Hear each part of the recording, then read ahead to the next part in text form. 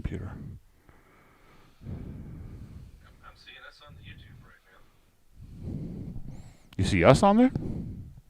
Yep. Why is that not great? That's great. Oh, you see us on YouTube, like our faces. Yeah. Oh, yeah. Paul's a jabron, that's why. Oh. Welcome to Friday Night Aces. Hello. Battle Talk Edition. Oh, look who I brought with Look how me. blown out I am here. What's going on here? I mean, I know I'm hot and full of light, but what's going on here? That's right.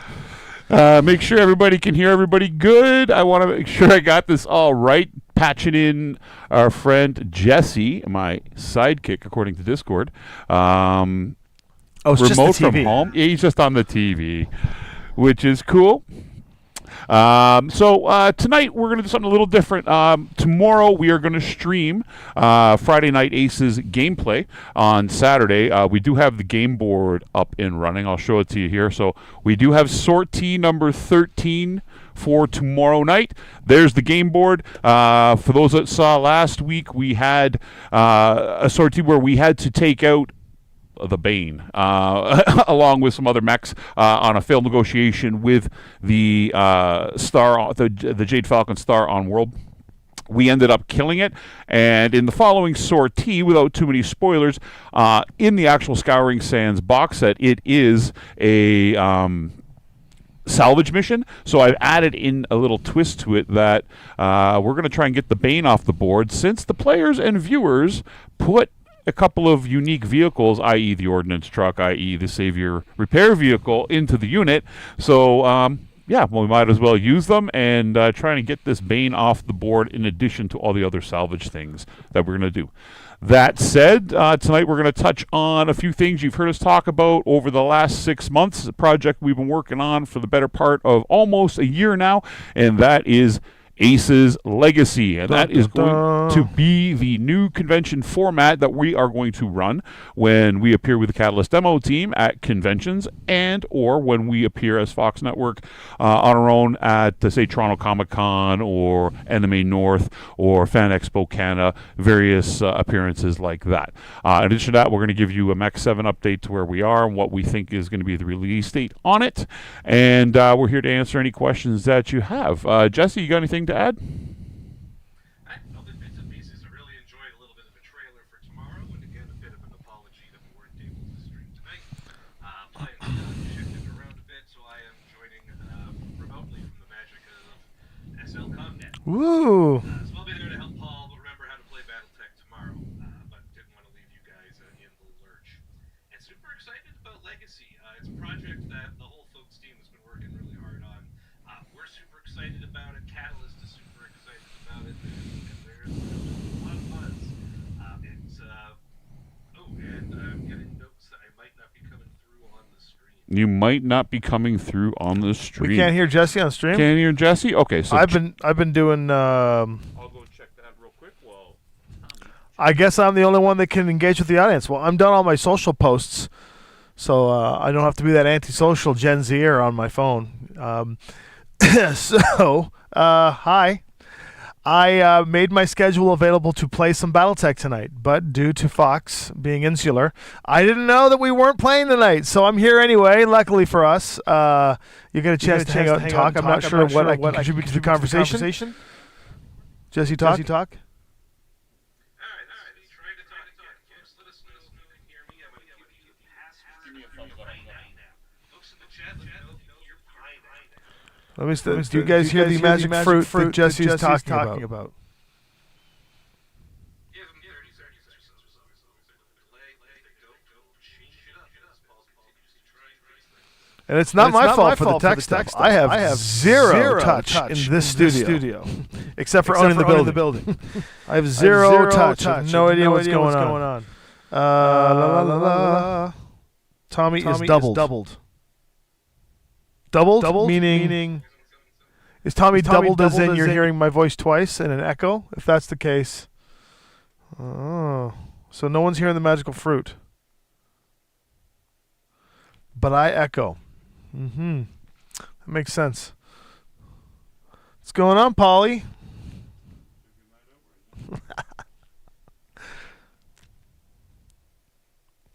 Okay, there's reverb. What Paul needs to do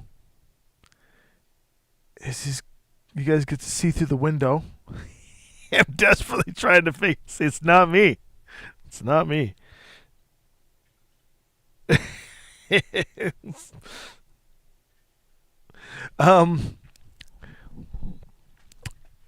Well, we'll let people get in to the chat, and you can ask some questions, which I'll read and hold on to for when this technical babble gets fixed.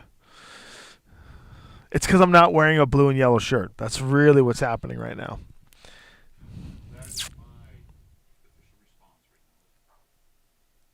What happened? One of the cameras is likely recording audio because you switched to a new camera view. That might contribute to the echo, though. So the war with the voice. You sure sound kind of laggy. Yep.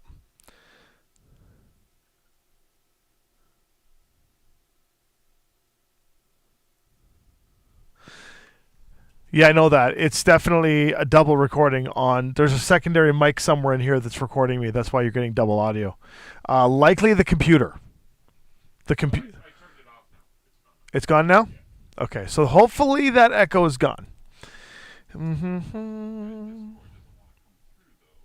Yeah, Discord sometimes has an issue coming through on stream. It really doesn't like it when you try to patch through that way. If you put the visual up, I think in the past what Devin has done at conventions, because sometimes Catalyst has to call in at the conventions, and they put it through Discord. I think you have to record it from the computer, but then you have to somehow record it through the computer. Sorry, guys. I don't do this stuff anymore. This tech stuff never works. I have my TrueTalk system set up in the studio, in my personal studio, so therefore it has been untouched. All the cables are there. Everything is good. So when I plug in into TrueTalk, I should be able to just get right on it. But I don't know any of the tech stuff here. Without Adrian or Devin, I'm pretty much a fish out of water. And Paul is also in the same boat, I think.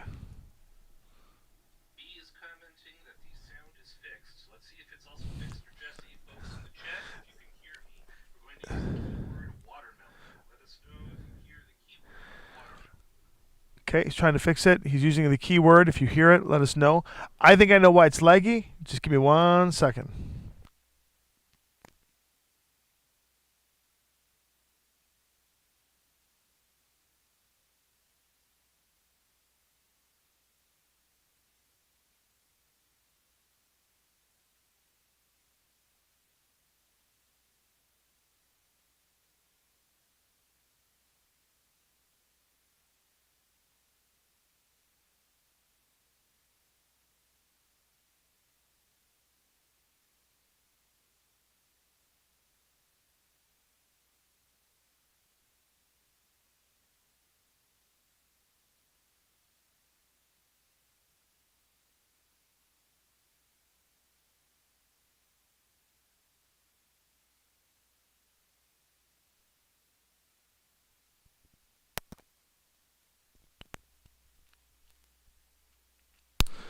Okay, I'm back.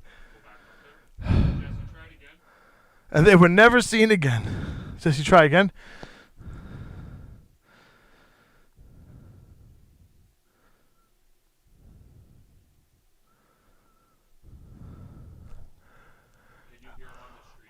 Can you hear him on the stream? Because we can't even hear him.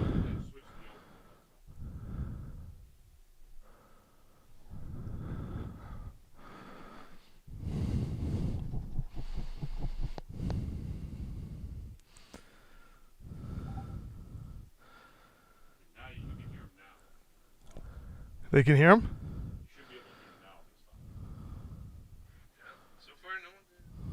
I don't know the riddle to this one. No audio from Jesse.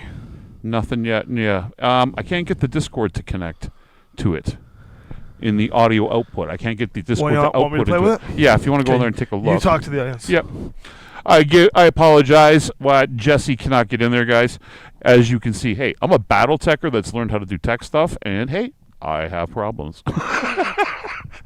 So, anyways, we're here for Ace's Legacy, and to talk about the Mech 7, and to talk about some cool convention stuff that we're going to do for next year. So, first things first, I will talk about some of the hobby stuff that I've been working on for the last couple of weeks in my time off, so to speak, over the Christmas holidays. So everybody's usually wondering about the terrain boards when we have them out here. So you can see I made a copy of the Aces Scouring Sands box set in foam. Ours are a tiny bit different. I made them a little lower than most of what the box set cardboard pieces come with. I did that for a reason because I had all this other terrain that I wanted to add to it to give it that little bit of a different vibe. But one of the things that I have done, and what we're going to do with Legacy, which we'll get into in a little bit, is that the Legacy games are always going to incorporate all the different box sets that are available to the general public when we play. We do that for a couple of reasons. One, you can just bring whatever you have and actually run the scenarios that we've created.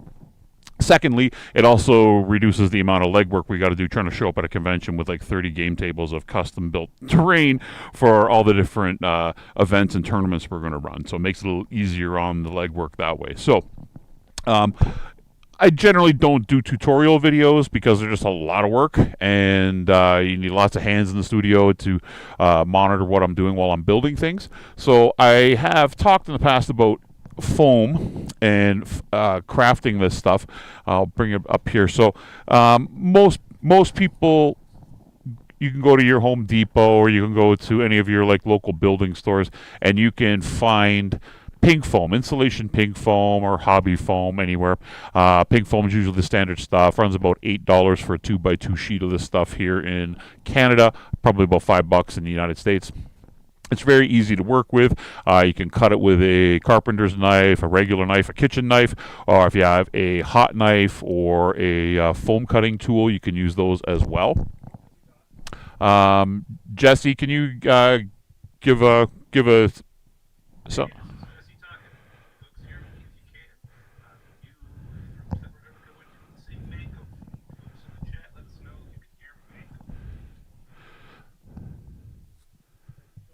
Okay, so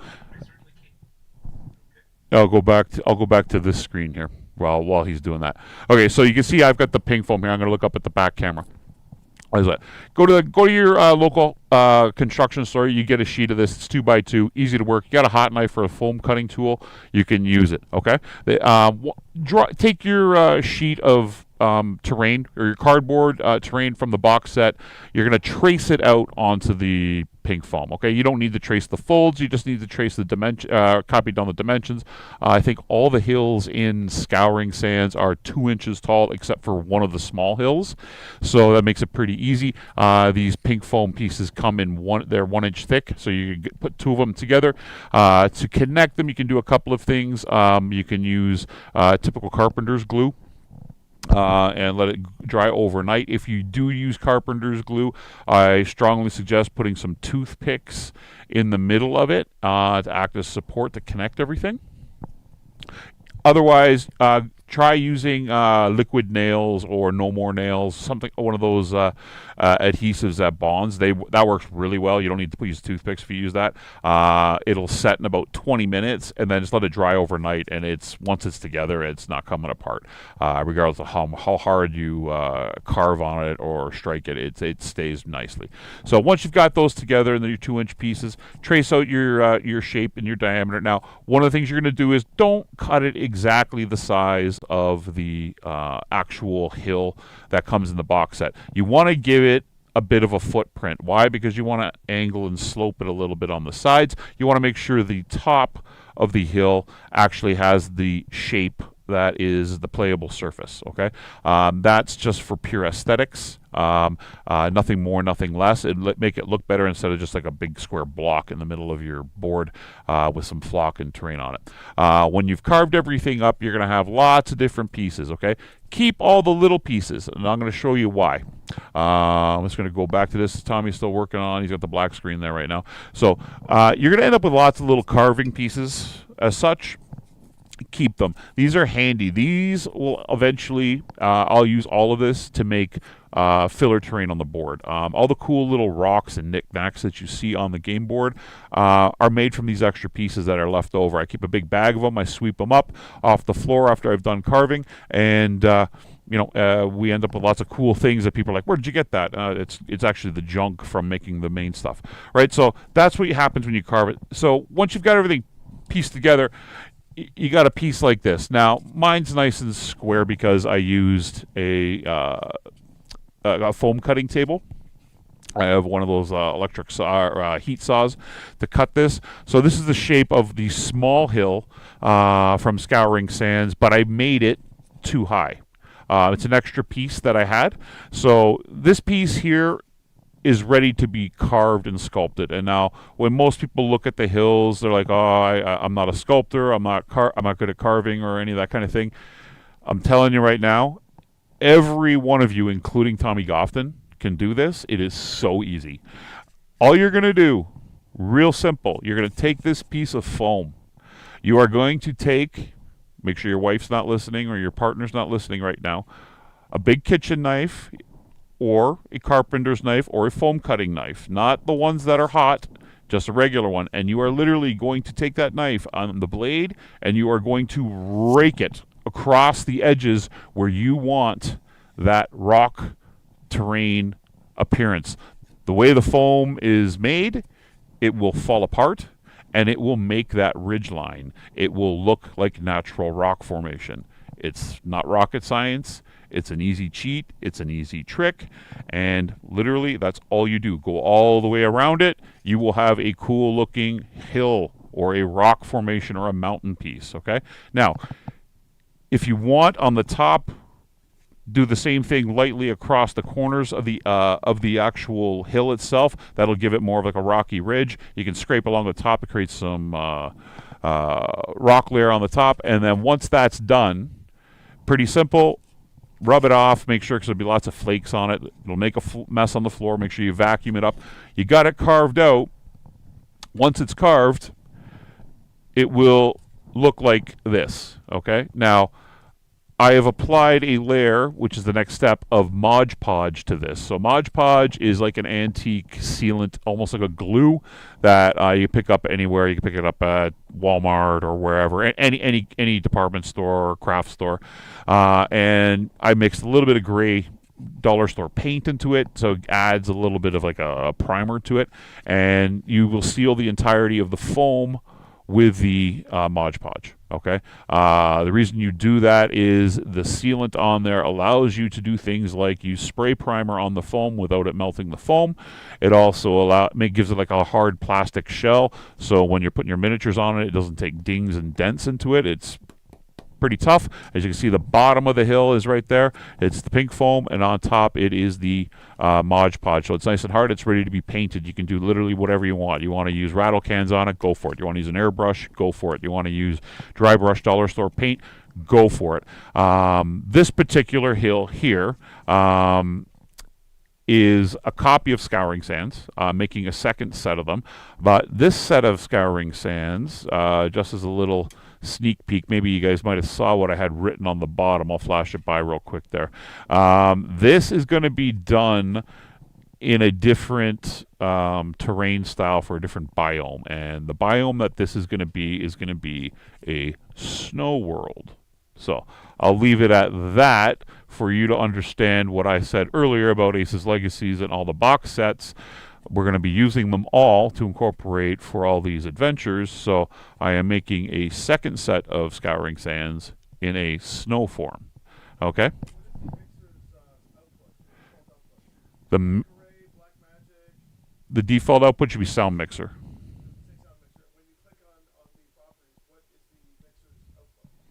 Yep. Codec 2, I believe. So we're going to make some snow terrain, okay? So we're still trying to get this audio thing for Jesse in there. So that's going to bring me to my next thing, and I'll give you guys a quick sneak peek. And this is snow terrain. So all I've done with this now is this is another hill that was carved the exact same way. and I've put a couple of layers of airbrush onto it and a light dusting of white dry brush on the edges of the ridges to create that effect of snow. And then literally on the top, I know it's probably reflecting because there's a lot of white, I took a gray ballast and some snow flock, and with watered down glue created the snow effect.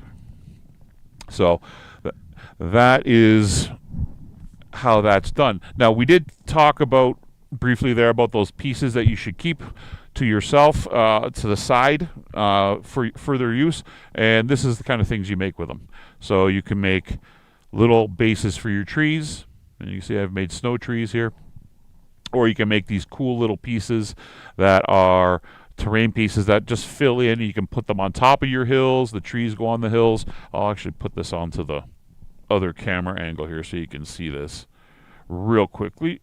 And we go there, you can see they fit on there nicely. It adds that a little extra level of difference when you want to change up games a little bit, and use the terrain for your own sorties that you're going to eventually create when you're writing your own campaigns at home, using maybe you're converting hinterlands, or you're using some old scenarios from, say, the Succession Wars or things like that, right? So nice and easy. Hopefully we're almost there with this audio resolved. That is how I've been making the terrain pretty much from day one here. It's not rocket science. You don't need to be an artist. You just need to know the tricks and trade to get things done. Painting is a lot the same way. When I first approached painting, I was intimidated because I thought, oh no, I'm going to have to go to art class for this. No, there's a lot of tricks and techniques to painting that are designed to trick the mind's eye into believing what they're seeing is true. So, get out there. If you're doing it with your kid, if you're doing it, make sure your young one, make sure you get your parents around. If you're using a sharp knife, get mom and dad to come out there and help you. But this is pretty easy stuff to do. Tommy, stopped jiggling the wires. Yeah, there was a brief moment of echo there because he had me audio coming through the TV. Yeah, so that is how we make the terrain. Again, I'll show you real quick. The Mod Podge takes about 3 or 4 hours to dry, but let it set overnight. If you let it set overnight, it'll be nice and hard. You can hear that through my mic tapping it. You can throw this across the room. It can be packed in a tray and not get damaged at all. All right, so I do apologize, guys, for the audio headaches here for poor Jesse, who's sitting at home and not being able to patch. Well, that said, we're going to go on to the next thing here. So we are going to talk about the Magnificent Seven. So the Mech 7, we are going to finish up editing tomorrow. That's why Jesse's not here tonight. We're going to save it up for one trip, and we're going to get the editing done tomorrow. We got a few things left to do in there for it. Final touches to make it look cool. And get the music added in, and it will be ready to go. So you should see it in the next couple of weeks for release. And then once we get that done tomorrow, we will do a live stream of sortie number 13 with the network unit here, and you guys and the viewers will probably do that around 7:30 tomorrow night. As far as where we're at, Mech 7 Season 2, you guys are really going to enjoy it. There was a lot of effort put into not only the production part of it, but a lot of effort put into the role-playing. You guys are going to really enjoy the performances and the character interaction in this season, I think. It gets pretty intense at times. It's a lot of fun. And a lot of cool things happen. And we got double the amount of episodes this time around. The first season we had the 7 episodes. This time we got 12. So we got lots of viewing coming up. And I believe Tommy is going to have a couple of different ways that you can watch it once it gets released. I think you'll have the option to binge watch all 12 episodes with a few different tiers of memberships that are going to be added in. Tommy will talk and touch more on that. And Jesse, if you want to try again, buddy. Jesse is currently experiencing technical difficulties. I just saw that. And I love it. I love it. I can't hear him if he is. Not through the TV, anyways. The TV, yeah, you're going to have to put it on to the web iOS. I can hear him lightly. No kidding. Like, should I just shout really loud? There we go. Now I can hear Jesse. Now, can the rest of you hear Jesse? That is the key. Yeah, folks in the chat, if you can hear me, he says pomegranate. The key word is pomegranate. Look at the chat. Pomegranate. The word pomegranate. Oh.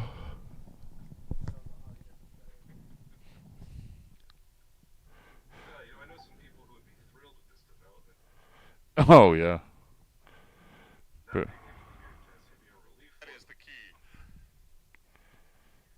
Yeah, it doesn't look like it. No, I'm testing you on my phone here, and I can't hear you yet. So I will continue on.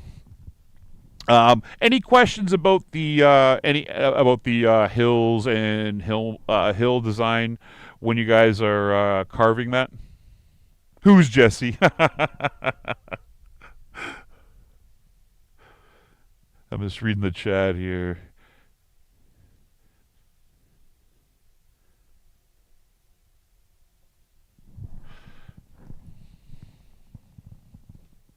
All right, so Tommy's still working away on it. I don't know what the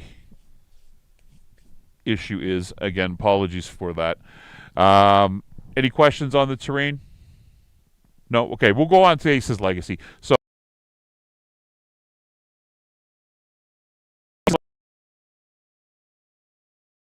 length.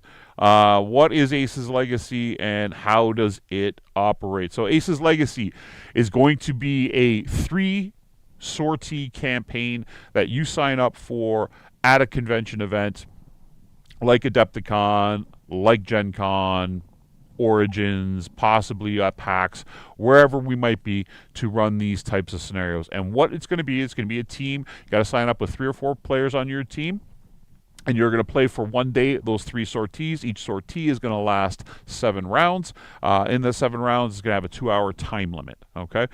In those sorties, you are to play cooperatively with a game master versus the Aces deck. Okay. The Aces deck will act as the op4 like it does in Scouring Sands, but it will not be a Scouring Sands sortie. It'll be a Fox Network original mission. That'll be something different. Generally speaking, we're going to try to incorporate things that happen and fall between the box set releases, which would make the most sense, to allow people who have already played Scouring Sands to get something to try new. So when you are going to sign up for Ace's Legacy. It should go live on January 11th when the Adepticon website goes up. It'll be on there. We are at minimum going to have 5 tables running from Thursday, Friday, and Saturday. I don't think we're going to have one on Sunday.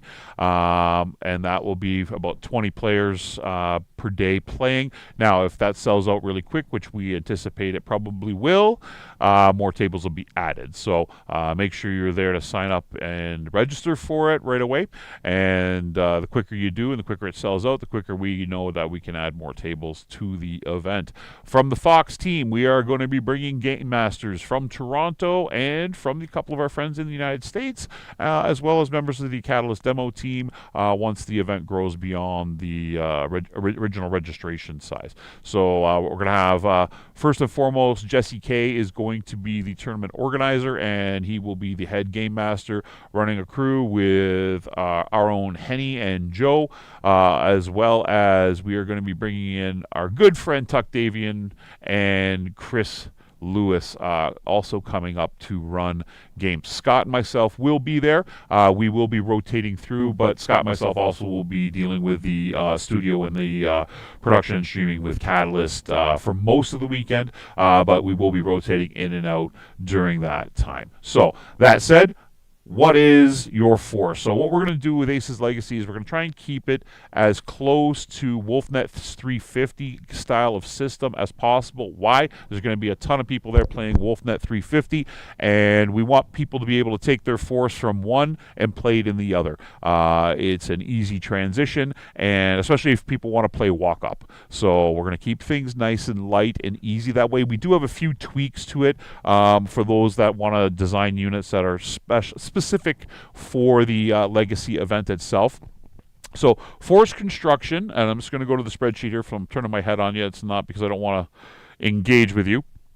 It's going to be a 350 point list that you're going to show up with. You're going to have a unit that consists of a minimum of 8 units and a maximum of 16. All units begin with a starting level of skill 4. Okay, you're going to make your faction like you would on the mall with one primary faction with an asterisk. This is where we change things up a little bit. You are allowed to have a secondary faction available, and up to 25% of your force, so about 87 points, can be from a second faction. That way you can have your cool headcanon narrative mercenary unit or house unit that you want to bring. Why do we do that? We know Battletech players love to have their headcanon units. We know they love to design things, and they have their special characters and all these fun things. And even though they might be starting off at skill 4 at the beginning of the campaign, you still get to have that cool backstory that you're bringing to the table that you can build and help tell these stories when you're playing with your friends at Gen Con or at Adepticon or at Toronto Comicon, etc., etc. Okay, so unique units will not be allowed. Okay, so no unique units. Same as most typical tournament standard play. Sorry, I'm getting tongue-tied a little bit. Again, you'll start with a annual support rate of 40 SP per 1 PV for everything that you do not spend. I can hear Jesse there now, briefly. And you're going to have unit restrictions will be the same as in WolfNet 350. You can only use battle mechs, combat vehicles, battle armor, barracks units, and I'll get touch on that again. That's something from the hinterlands. And conventional infantry barracks units will be available. Restricted will be the usual, anything with ART, DCC, MDS, HPG, and bomb. Units with DRO ability may not be included into the player forces. Okay. Chassis will be restricted to 2 of. Okay, so you cannot have more than 2 of the same chassis, as usual in any type of typical tournament event. I think I hear Jesse there, but that's... The audio seems okay, but I can't hear over Discord.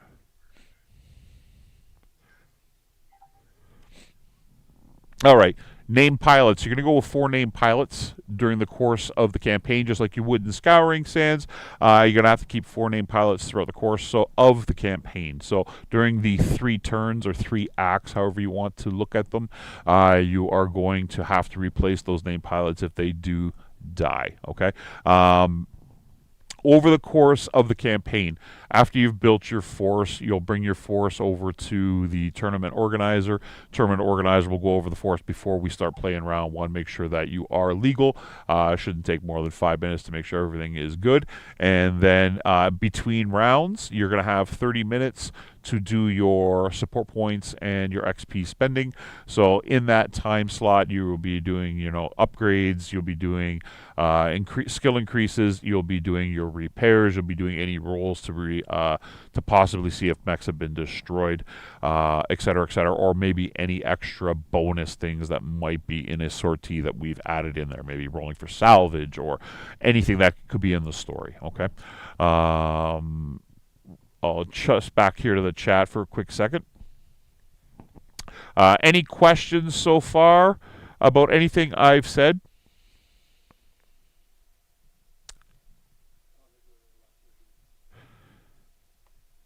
That's okay. We'll have to omit Jesse if we have to omit Jesse. I don't want to omit Jesse, but yeah. Okay, so everybody's understanding what I've been saying so far with Legacy? All right, cool. So you're gonna go through your 3 turns, or your 3 game rounds.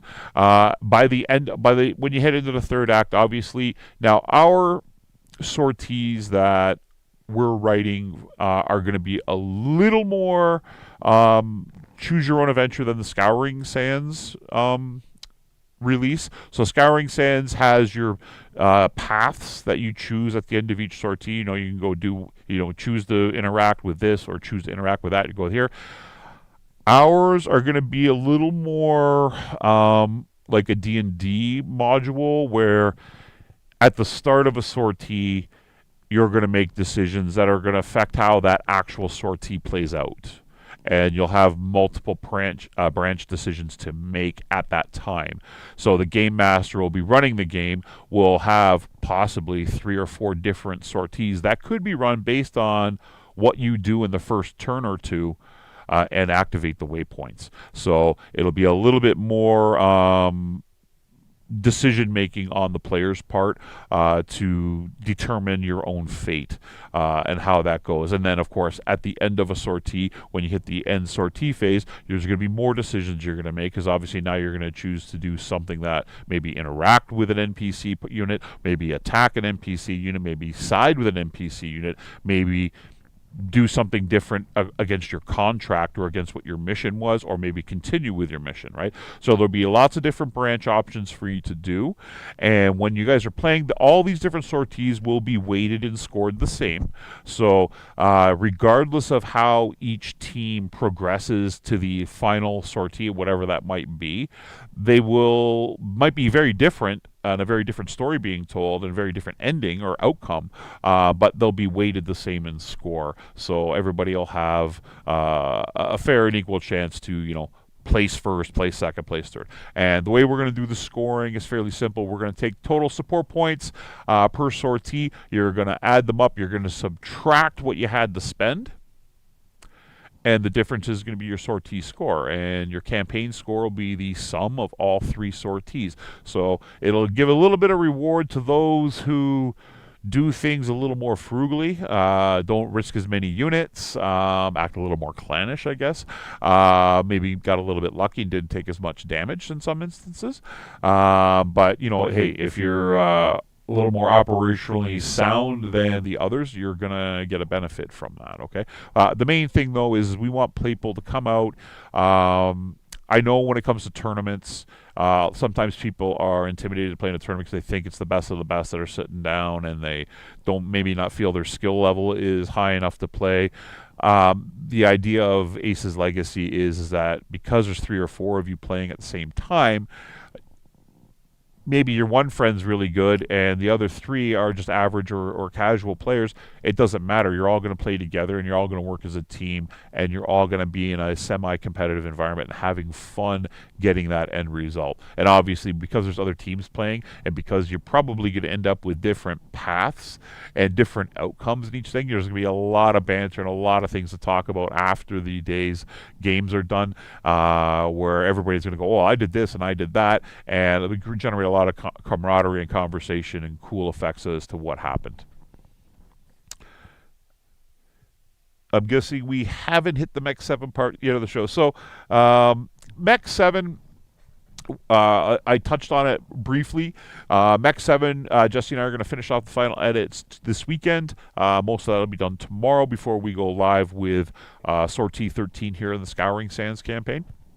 And then only thing that's going to be left on after that will be Tommy and I are going to finish off a really cool opening credits intro and add some music to it, and away it goes. So it'll be very soon for release. We don't have much left to do tomorrow, just a little bit of fine-tuning. Things like adding all the annoying things when you're doing post-production, adding all the little damage pips to special effects and graphics and things like that. So that'll get done tomorrow, and hopefully you guys will see it the next week or two. What else we got for questions here? Thank you. Yeah, I think you guys are gonna really enjoy the Legacy event. The whole concept from it actually started about a year ago.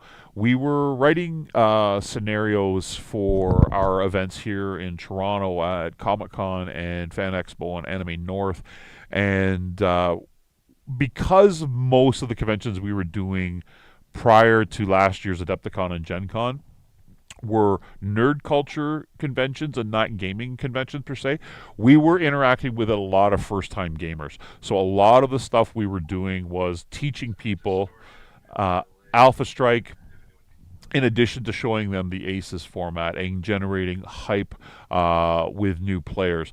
And because of that, Scott, who you guys have seen on stream here with us and does quite a bit of stuff at conventions, he's our main new player instructor. And Scott had come up with an idea of having these little mission cards that would just basically teach not only the how the Aces decks work, but they were just kind of like a little 1 or 2 round sortie that would teach somebody the basics of Alpha Strike itself as well. So, one would be maybe you're attacking like a turret or whatever, and it would only take a couple of turns and it would give the person the idea and concept of the game. We wanted to try to find a standardized way to do that. This is where Legacy ultimately came from. And when he had come up with those cards, I said, you know what, we should probably go into Catalyst's campaign operations book because they have a lot of different missions and objectives in there. And we should standardize whatever we're doing to match what's in those books. Why? Because those books people can go out and buy and they'll understand our jargon and when it matches the jargon in the books, right? So I went and compiled a list last year of standardizing all the missions that we were going to create and how we were going to write these missions based off of campaign operations, objectives. And it kind of sat there for a few months. And as we got closer to Scouring Sands getting released, we knew people were going to start asking, hey, are there more missions outside the box set? Are there more ways we can play the game? How do you write a campaign sortie? How do you do all these things? And yes, we do have the capacity to write based off of Scouring Sands. That's not something we're really going to release as a rule set, but we're going to obviously give out different types of sorties that people can play in the future. How those get released is yet to be determined, but we wanted to be able to have a standardized way for our crew who were writing all these scenarios for conventions to keep things static and to keep things the same. That way there was no variation to what we were doing. And we've taken Legacy and we've incorporated all the good bits from all the different campaign books that Catalyst has released over the years, and we've compiled it into a format where we can make and create scenarios that make sense to veteran Battletech players because the terminology we're using is the same, the concept of those objectives is exactly the same, the titles of those objectives are exactly the same. And that way, when you see it and you play it, it all makes sense, and it's just a matter of sit down, have fun, play some Battletech. Even though it's a new format, you're still just playing Battletech, and it's nice, easy transition. And what else we got for questions in here? Sorry, I've turned my head from the screen, guys. Jesse, can you talk for a quick moment? This is Jesse talking.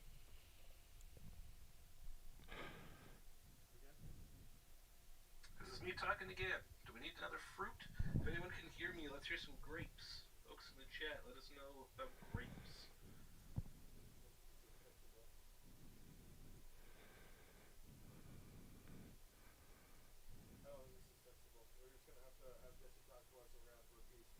Yeah, that's fine. That's fine.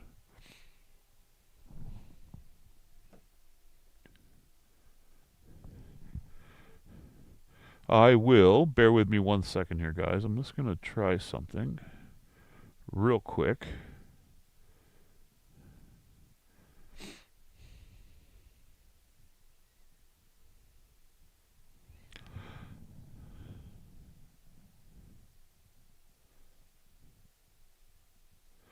Yeah, Brian did do a really good job with the Falcons.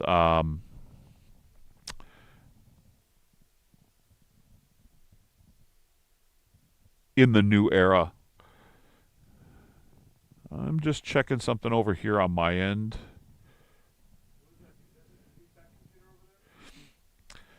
So, Discord needs to be added to the audio mixer.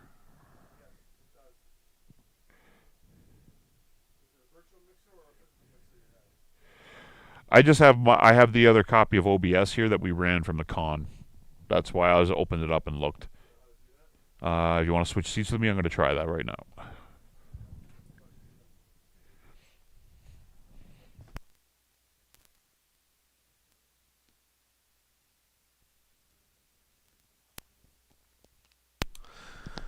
Hey guys, my turn to switch in and talk.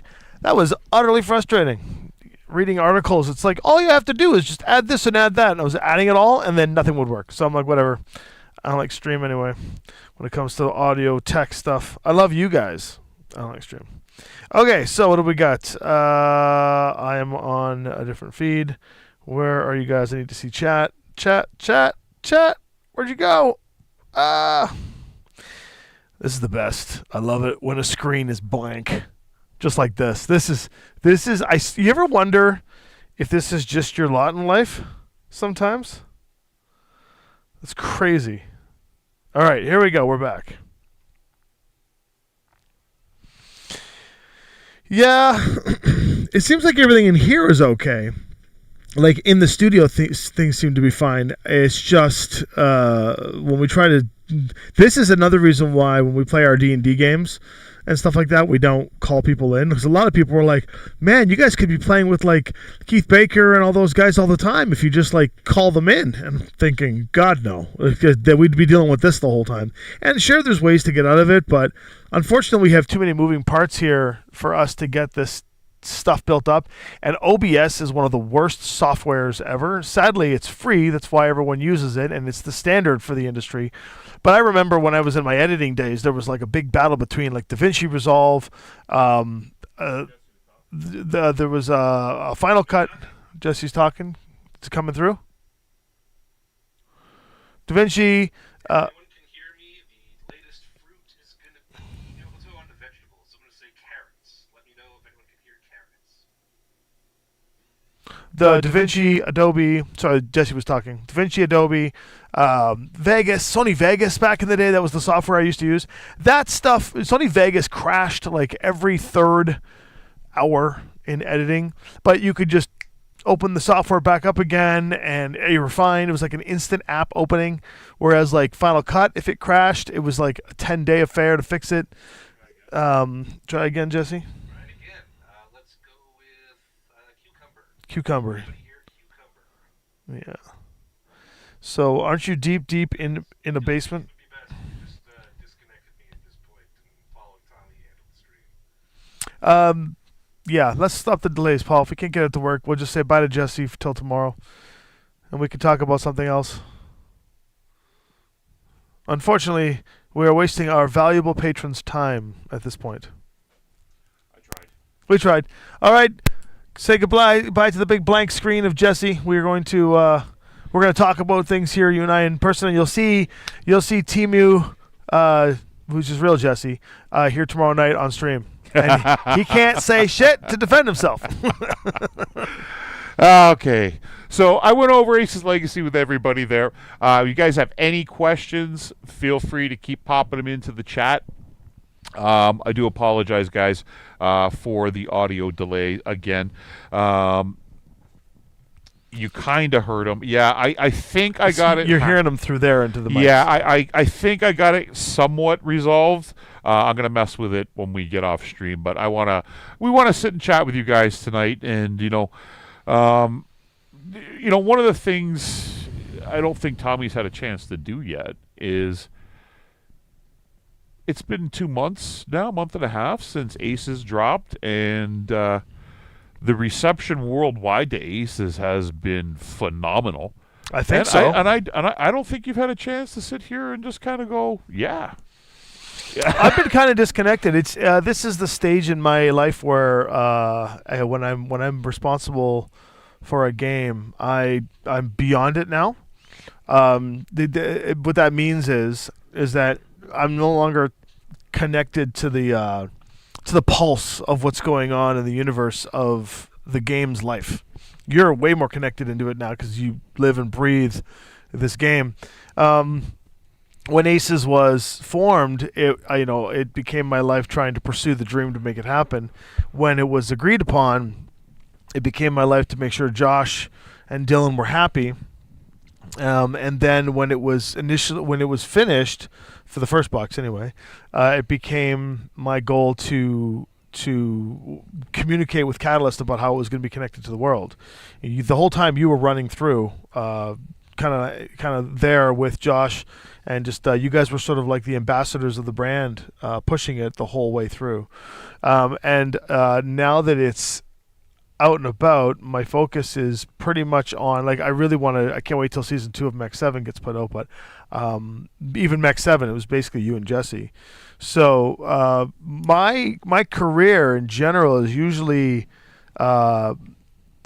involved in the inception phase of projects, and then once the project is kind of out into the world, it's kind of like letting a kid go off to school. I'm only there if my energies are only put into it if we need to, take the next step, or if it needs a marketing infusion or something. But you're right, Aces has, from what I know, has taken the world by storm, and I only know this from hearsay, because I haven't seen the audited books yet, if that makes sense, because I do have the right to look at that due to royalties. But in terms of its physical success, the only news I get is whatever I hear on the street. And that's an interesting take for Aces, because if Catalyst gets to look at the data, they get to manipulate that data and go, oh, this is why this worked, and here's maybe why it worked. If you guys are on the floor and you're getting, hundreds of people coming to you at conventions or at stores and stuff like that, or at this case Adepticon, you guys are going to probably see thousands of people, and you get to hear and you get to see firsthand what these people say. So there's like the sales data, then there's this data, but what I'm hearing is what I consider a success, and when it comes back into my orbit, is when I'm at a convention and someone says, or I see it for sale in the wild and it's selling, and I go to the store owner and be like, "Yeah, that's a great looking game. Oh, yeah, we just sold out." Or I hear through the hearsay that, 401 Games or one of these other gaming stores pre-ordered X amount of copies and it's sold out, and I hear that from an additional source somewhere. That's when I go, "Oh, it must be doing well." I recently checked in with Catalyst, and I asked very bluntly over the holidays, I said, "So how was the first box performing?" And, everybody on the CGL team is going to have a different answer based on their personalities. And, you might get someone like Randall who will say, lovely, it's a wonderful game, and will give me, no matter what, it could sell a little bit and do really well. But and then someone like Lauren, when he gives his answer, he's usually pretty curt, and he doesn't really give away. He's like a really strict father who just won't ever say, "I'm proud of you, son." You know what I mean? It's like one of those situations. And so when I talk to him, he will never exemplify the whole, like, "Oh my God, it was amazing," because that's how I behave, or that's how Randall behaves. And there's nothing wrong with that. It's just. But when you get to know him, he's a very soft-spoken person, and he's a very emotional person. He just displays his emotions like a Vulcan sometimes. And Vulcans, you can always tell that when, like, Josh is the same way. Josh doesn't really get super excited emotionally about the statistics of a particular project he's worked on, but Josh will raise his eyebrow. And when he raises his eyebrow, that's the equivalent of you smoking 10 cigarettes because you're so excited, or you know what I mean, or me getting real into people's faces and screaming and yelling, because I'm a very screamy, yelly, excited kind of person. Or Devin's cackle, because Devin will cackle when things are exciting. But Lauren said to me, he said, very strong. Was what he used, the words very strong. And when you hear the person whose entire job is to ensure that the success of dozens and dozens of employees and a worldwide brand and literally hundreds of thousands of fans who all have different opinions on what the product should be. And everybody in fandom, any fandom, not just the BattleTech fans, but any fandom, the individual fans experience that intellectual property their own way. And when something new or different comes out, they're going to react to that differently. When you can hit a fandom the way Aces has hit a fandom, and you see that even the quote-unquote problematic fandoms, like there's different belief systems and different fandoms out there, and there's nothing wrong with people who are fans of an IP. But when the ideology of the world starts fighting each other and that spills into the hobby, it creates a lot of friction in fandoms. And BattleTech has got a very polarized fandom. I'm not saying any fandom's better than any other, but it is a very polar. I mean, I've been involved in some fandoms, and I've not seen it to this degree where it is like insane. But Aces seems to have put a small period of almost like a respite. Like the fandom's no longer eating each other alive for a second because they're all focused on this family-oriented product. And that to me is the kind of zeitgeist that I review. And I'm pretty sure once the product has run its course and it's through everyone's hands and everyone's played the games, whatever, we're going to go back to some polarized fandoms about what models are coming out next, whatever. But for a very small period of time, the fandom is kind of united. Even if the ideological differences of those fandoms are still there, everyone still stops and goes, yeah, that's good. People that there's groups that they band together and hate the quality of stuff that Catalyst puts out. They've all said, my God, this is the best product they've ever put out. There are people that disagree with the directional path of the storylines, and they're like, this is a great story. There are people that are like, I am super competitive and I never want to play a game that requires friendship ever. And they're like, I'd give that a shot. So, I mean, these are, and then there's people that are like, cooperative for the rest of life, are like, I want to get my family involved so they can learn to play the game so we can compete with each other. So it's like, it's literally taking all of these fan bases and it's uniting them and amalgamating them into one huge fandom. When I watch that happen, from various things, from you telling me how excited you are about various people that normally would be a problem are like happy. When I hear Catalyst not having to deal with, well, and then every once in a while they still have a lot of PR things to deal with, but not having to deal with specific PR incidents because everyone's happy. When I hear sales numbers are very strong, when I hear print numbers are in need of reprinting, these are all the things that I go, oh, wow. Okay. And that is my long-winded answer of like, how do I feel about the game? I don't know where it goes from here. I know nothing about the box 2, 3, and 4 in terms of what's in there. I don't know what you're doing because this is amazing. This train you built and the train you're building for Scouring Sands. No. So this is the Snowblind. Yes. Well, I mean, the box is called Snowblind. Yeah. Yeah. It's not like we're giving away something with an ice. You see the shape of one hill. Icy terrain. Yeah. But I mean, like, so, and it takes a lot of ambassadors to make Aces go. I mean, we've had Red has been a huge ambassador of it. You and Fox have been a huge ambassador. Tex has been a huge ambassador. There's been a lot of ambassadors for Aces. I mean, the Wolfnet guys have been a huge ambassador. Hell Memory Core has been a huge ambassador. Hell Memory Core has been amazing. Hell Memory Core is the right name, right? They're the ones on Facebook that constantly update things. Yep. Yeah. I mean, first off, they're constantly updating the news. It's like, and that's great. But they've been huge ambassadors of Aces, and they've complimented the product. Now that's huge, right? I do see a lot of people attributing it to Linvander Studios being in charge of making sure the quality is good, but if you've followed any of our other games from the past, we've made a lot of the same kinds of mistakes. Every publisher does. The funny thing behind the scenes, we made jokes about it ourselves internally, like, all right, we got to make sure no spelling mistakes or whatever. And there's still going to be one or two here or there. But we made a concerted effort because we listened to everybody out there over the years, Rod or whatever.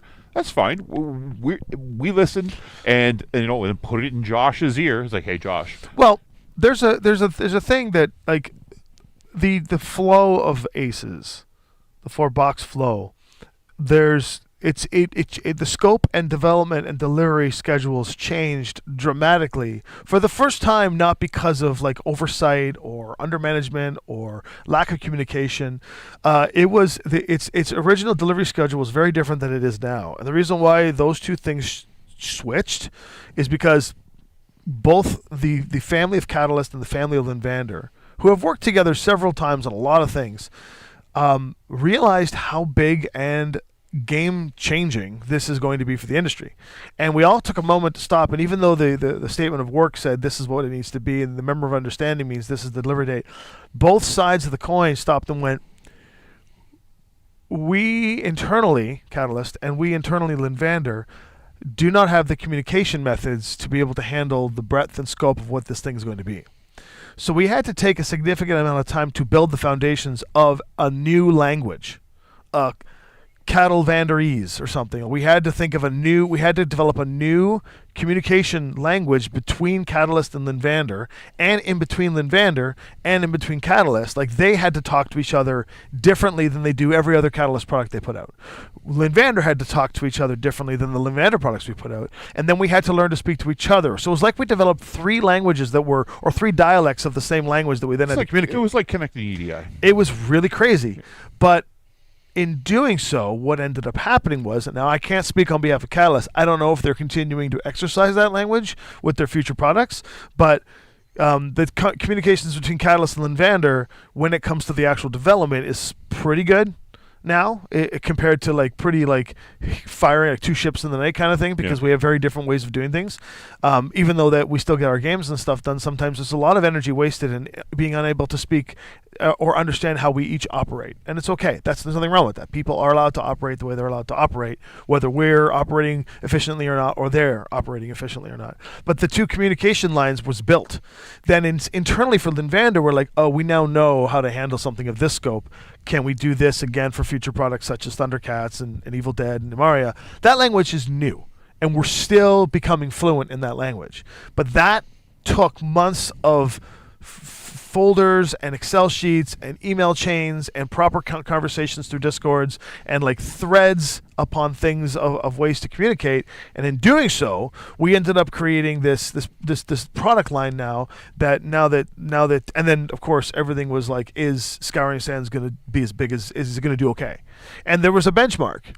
And then we went, let's add a little bit to that benchmark so that, just like, let's pretend it's going to do this good. And then it did this good.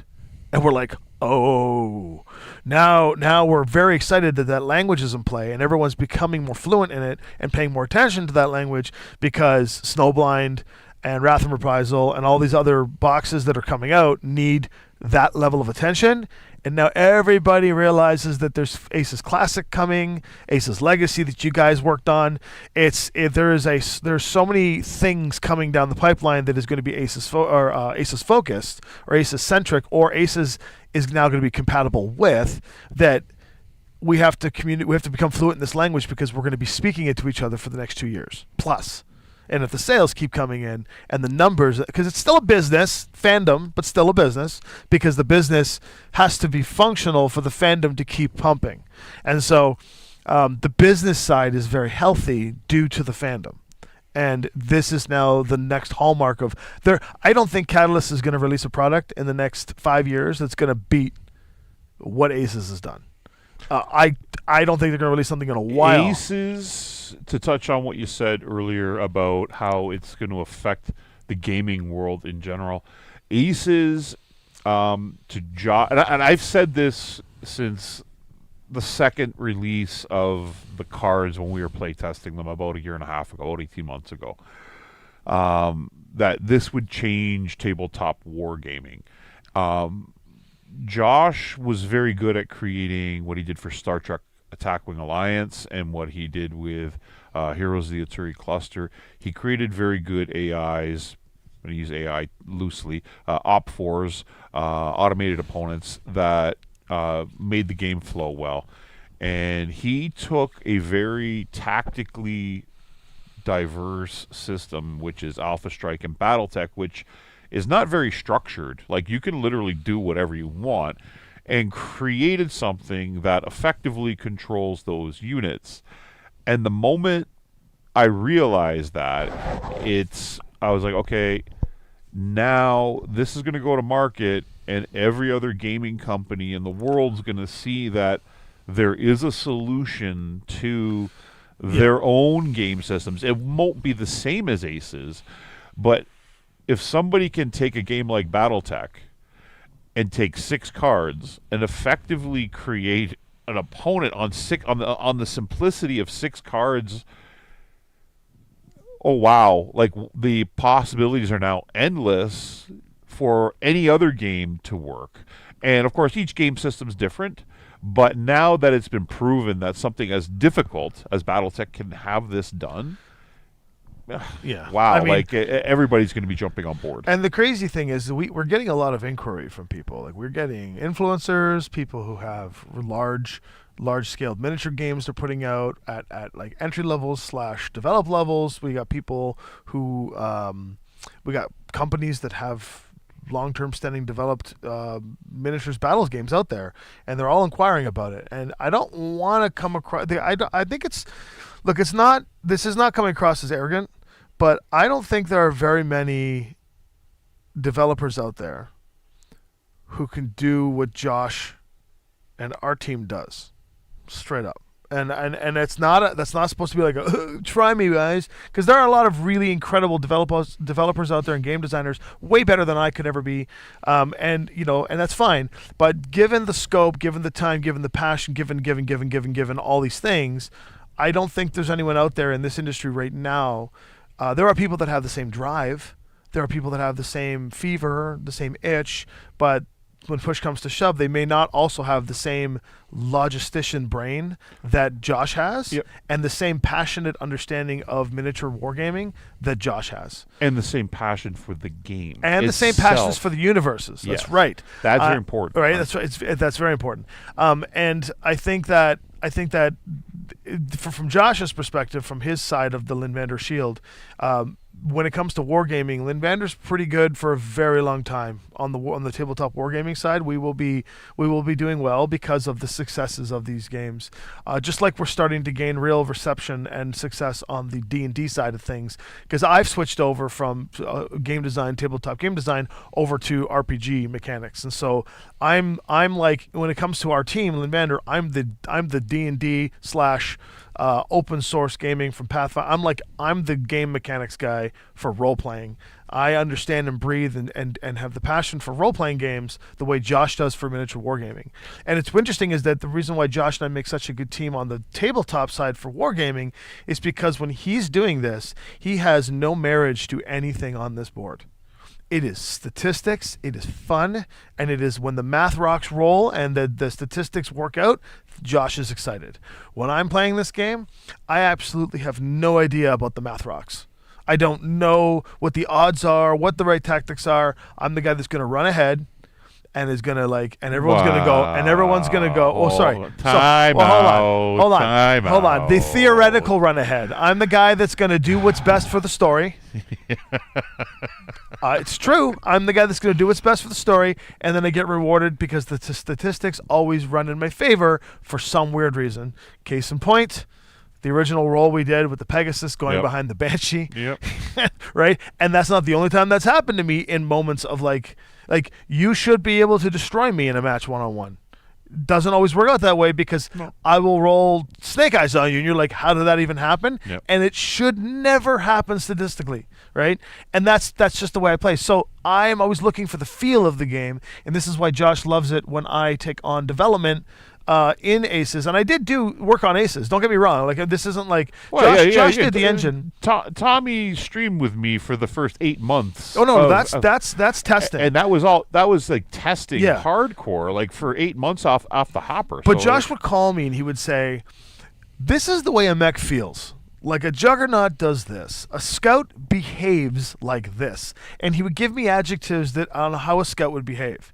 And he goes, I need 10 rule mechanics or variations in the Alpha Strike system that will feel like a scout. Can you help me out? And I will just say, oh, have you thought about this or this or this or this or this? And the feel of that scout comes out because I'm putting myself in this cockpit and I'm running around thinking, what can I do cinematically? And I'm creating cinematic scenes. And in those cinematics, I'm pulling out rule sets, and he's going, I never thought about doing that. And then he takes that rule set and then he words it in a way that the decision engine can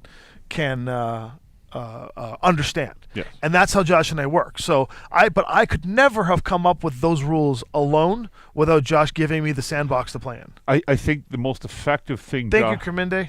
The most effective thing Josh did when he created the AI or the automated opponent or the decks is I think a trap a designer could probably fall into when trying to create an automated opponent is trying to overthink it and trying to do too much with it. I think he did an effective job of giving a set of parameters and an intention, like you just said, that feel. The intention of what the unit wants to do, but it also knows, and the game, like when I say it, I mean the cards know, or the system itself knows that the player is always going to be its eyes and ears. So I think that's why the decks are so effective in how they play against different levels of player, because if you're not a great player, you're not going to be as effective at interpreting the cards. Therefore, the cards are not going to be as rough on you as they would be on Josh and me playing together. That's right. When I play, I play rougher than Josh does. Yeah. Josh follows the letter of the law on the cards. I don't. When I read those cards, I follow the rule, and then I go, but no. Right? And yes, I will move the mech where it tells me to move it, and I will do what the mech tells me to do, but when I position that thing, I'm going to be extra nervous. I'm going to pretend that mech is my mech, and I'm going to be a panic addict, and I'm going to mess with it as much as I can to make sure I maximize what I think is the best. I may not be the best strategy player, but it's what I think, and the card will be interpreted that way. And we had a person on the Discord that was talking about something he couldn't understand or whatever, and Josh did a big breakdown on it on Board Game Geek forum or something, and it was one of those situations where I could have probably just resolved it by saying the cards are as subjective as they are objective. They objectively tell you what to do, but you can. There's no rule against you subjectively interpreting how to objectify that card. Yeah. And that subjectiveness comes from your playstyle, your skill set, and your interpretation of the cards. Yeah, so I do a lot of answering of questions in all the different forums online about... I realized I was doing this. Sorry, everybody. This is what I do. About rules, and, somebody recently asked about, how do we deploy infantry? Like, is there a rule where a mech that's carrying battle armor is going to deploy? And no, there isn't a hard rule for it. But the way the Aces system is designed is the cards and the decks are as intelligent as you program them to be, and you program them by giving them special rules. You program your sortie by giving it an objective, and when you start to identify things with the stories you want to tell in your sorties, and that's the biggest thing. Guys who just want to throw down the cards and play against an automated opponent, great, you're going to have fun with it. If you're trying to tell a story, the way the waypoints work, the way the cards interact with the objective tokens, and the way we have that set up will effectively stop the guy. And this is always the worst thing. You create a scenario and your players kill it on turn one because they go after the VIP or whatever. You can program the decks to effectively have what you want done. And when I answered that question with the guy asking about the battle armor, and I said just simply, if you want the battle armor in this instance to, swarm their assault mechs, well, you give a special rule that battle armor deploys on X, and you put an objective marker there, or you make that unit the objective marker. And when the person saw those examples, they're like, oh, and I'm like, it's so easy. You don't really need the rules there. The sorties are designed and the system's designed where you can just program it and create your own when you tell your stories, right? So there you go. So anyway, you can tell I've got a psych degree, right? There's the psychology of game design for me. There's a lot more depth in this game design than I think even the box allows for itself. And with an IP and with a fan base like this, the BattleTech and Aces demand a high level of psychological understanding. It demands care at this level. Otherwise, I mean, we just can't put out a box like this and let it crap the bed. This has to be exactly what it turned out to be, and it worked out that way. So, but Kermende, I read your comment there. I thanked you for the $10, but thank you so much. Yes, it has been a pleasure sort of doing this with Paul, and it's been incredible. And so I think, thank you so much for your thing. You give us these amazing super chats. Become a member. Spend some of that on becoming a member. We love our membership drive because then you get all these little perks and things that we're gonna be implementing for you. And the next time you go to give a super chat, do the membership thing instead. Then you get a whole month of cool emotes and things, and you can put that stupid Paul face up. This one here, I'll show you. It's the fun thing. You know what? Oh, yeah. It's the reason why you want to be. If for nothing else, you want to become a member for those two faces. Look at those handsome emotes right there. The unfortunate part is I know how to make the emotes now, so I'm going to be making some good ones. We gotta make one for Jesse. Yeah, we got to make one for Jesse. Yeah. Got to make one for Tex. Yeah. Well. And Red. Well. Red hates it though when you do that. Yeah, but don't do that to Red. Red's like, All right. So, given the numbers shot up about 10 some odd people while I was talking there, if anything that I said inspired any questions, or if you agree or disagree with anything I said, I'd love to hear what your thoughts and opinions are in terms of what you think Aces has done. Oh, that's amazing. I love it. Thank you. And listen, that stuff supports us in ways you don't realize, even though we do tell you some of the things that supports.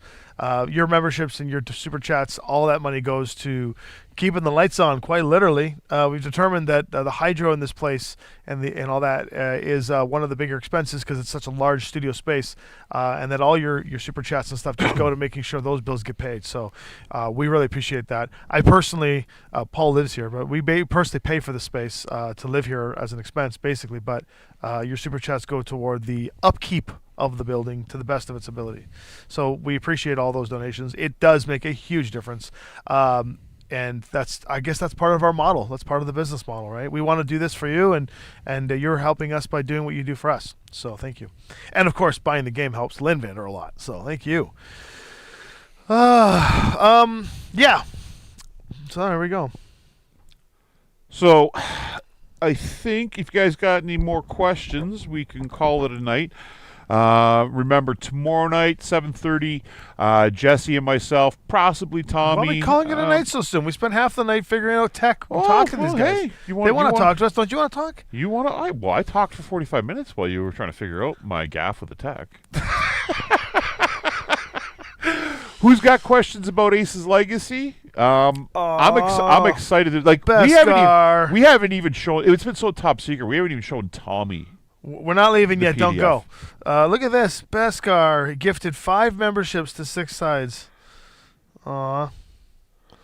Thanks, Bess. Thanks. Tree of Dem, how you doing? He gifted to Tree of Dem, Ziggurat 5482, Dragonfly 3312, Avion 1972, and House of Master Po Ding.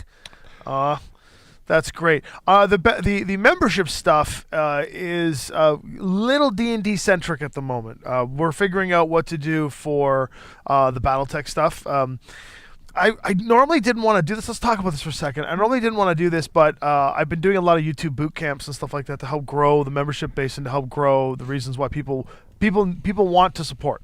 And at first I was like, I feel guilty taking memberships and super chat money like this, but people were like, and then in boot camps like, no, you don't understand. When someone donates $2 or gifts a membership or 2 or 8 or 1,000 if you're Beskar, when people do these things, they want to give thanks to the entertainment we're providing, and this is just part of the transaction of being able to do this for you guys.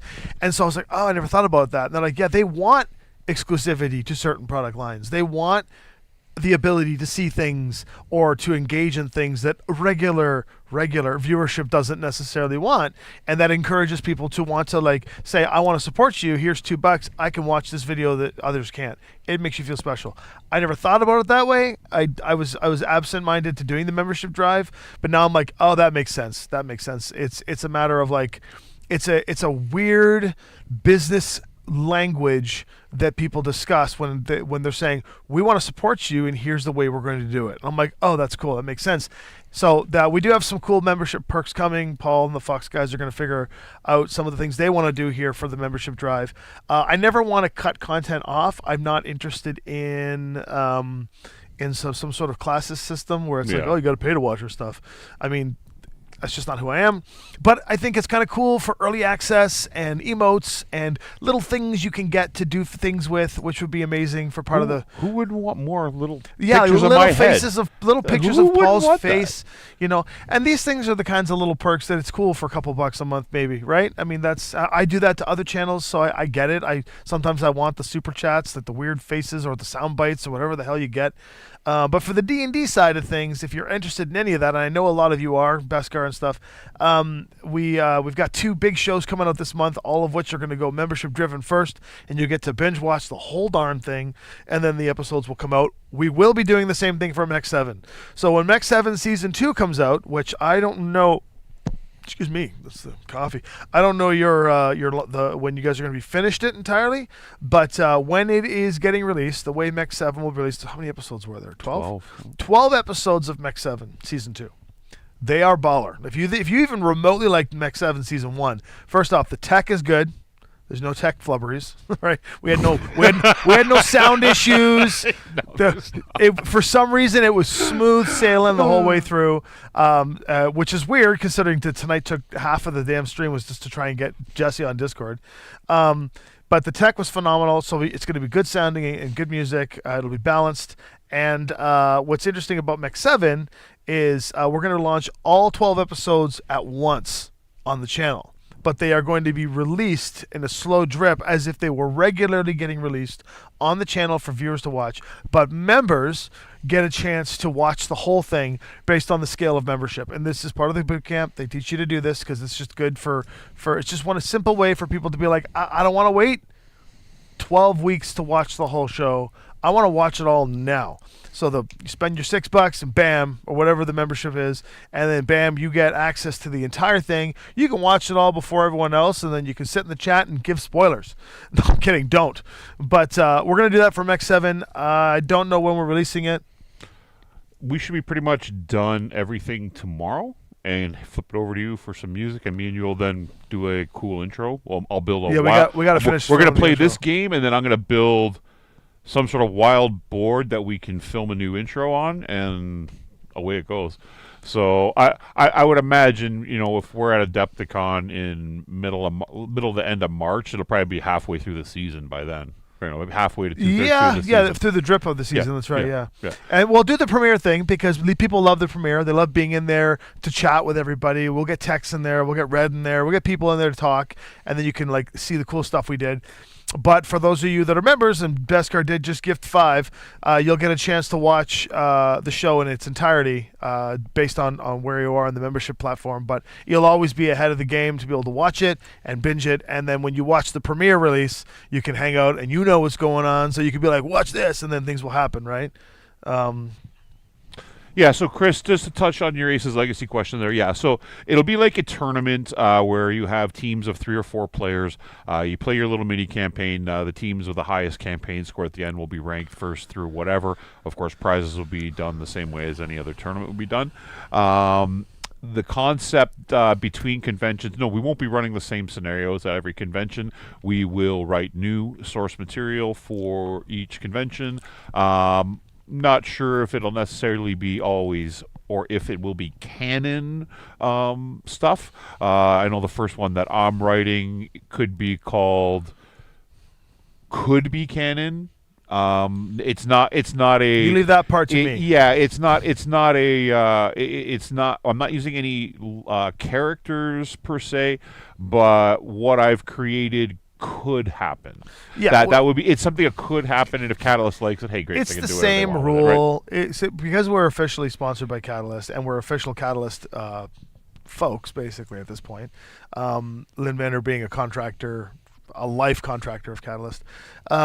They've given us the same freedoms in our official Shadowrun shows that they're giving us for Mech 7 and for some of the Aces Legacy and other stuff of that nature. Oh.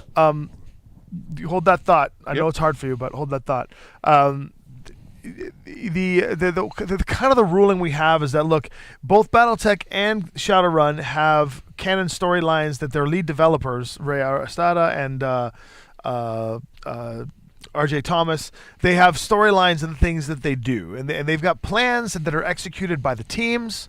They come out over the next year, and then every year they come up with a new plan, and this is where they're shifting the head canon of the entire storylines. We are part of that engine. We're a cog in that engine. And the thing is, we can create new content that becomes canonized, that becomes real. Like Arlen Storm, a character from Highlight 5, is a canonical character now that is part of the universe. We can create these things and add to the universe of BattleTech under two caveats. One, we're not allowed to mess with the official timeline using official characters that they have officially officialed. Does that make sense? Yeah. So it's like I'm using Whedon kind of talk here. The Mech 7 work because they work within the timeline. Like we're not going. We're not affecting. We're not in the Amaris coup. You know, like we're not causing the explosion of Comstar.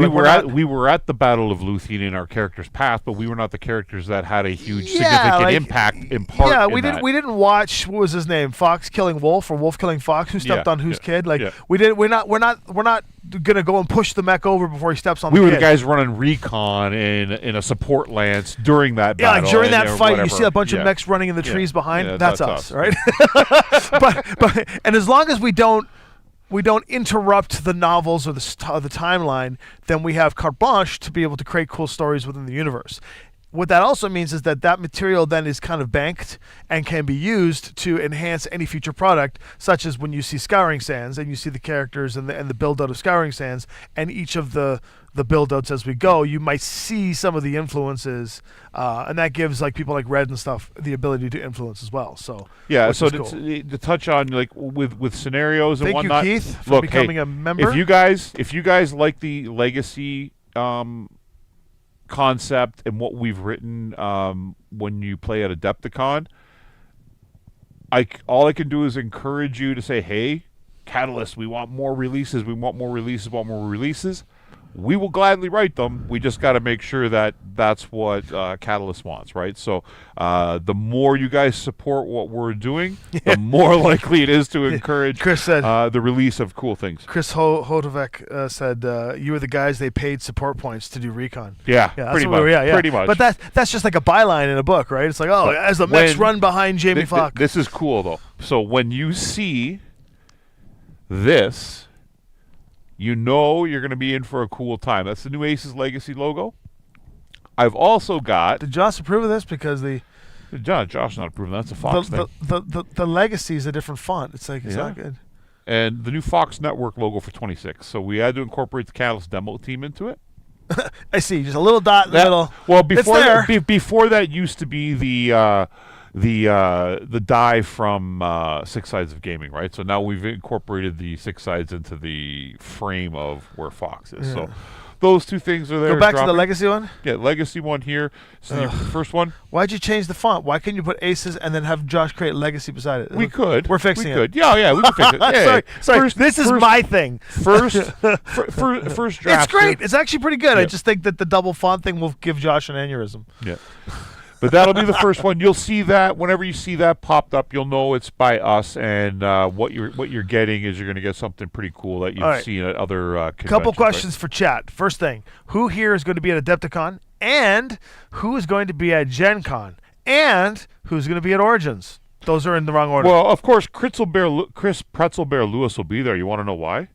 Chris Pretzel Bear Lewis. He is one of our game masters. Well, of course he's going to be there. Chris Lewis is one of our game masters for Aces Legacy. Him and Tuck are coming up from Oklahoma City, along with his wife Deb, who's going to be doing our admin for all the registration and running the event, along with the rest of the Fox crew and whatever demo agents we need for additional tables when you guys sell it out in the first 30 minutes on the 11th when it goes live. So Adepticon, you got the Aces Legacy thing. There'll be some stuff at Gen Con. One of the things I'm pushing pretty hard for at Gen Con, which Josh is actually really pushing for too, is we want to. So they every year at Gen Con they do this huge Minions and Masterminds or Masterminds and Minions. Yeah, I talked to Michael about this. We want to do one for Aces, but instead of it being against the Catalyst crew, you're playing with them. We're playing with them, and it's all of us together on one huge Aces battlefield, where it's just this insanely large totally built out zone of multiple maps, and everybody you bring your unit.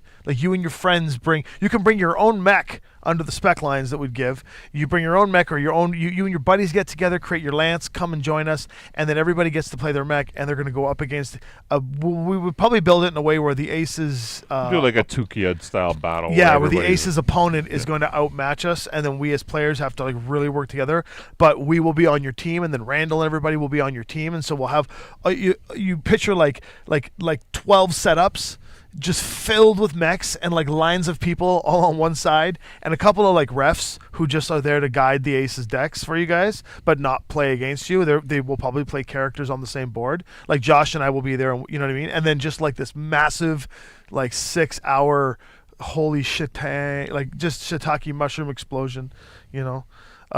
What do we have here? So, yeah, so if you're going to we're trying to push that for Gen Con. I might push a small one for Origins, because Origins is a much quieter convention, so this would be a good chance to try it, and we get a lot more resources at Origins. But that would be a lot of fun, wouldn't it? Yeah. Okay, cool. Look at all these people talking. I wish I could make Adepticon. It's a bit far for me to travel, and likely sold the frick out. Well, don't worry, Kaminde. We got ways.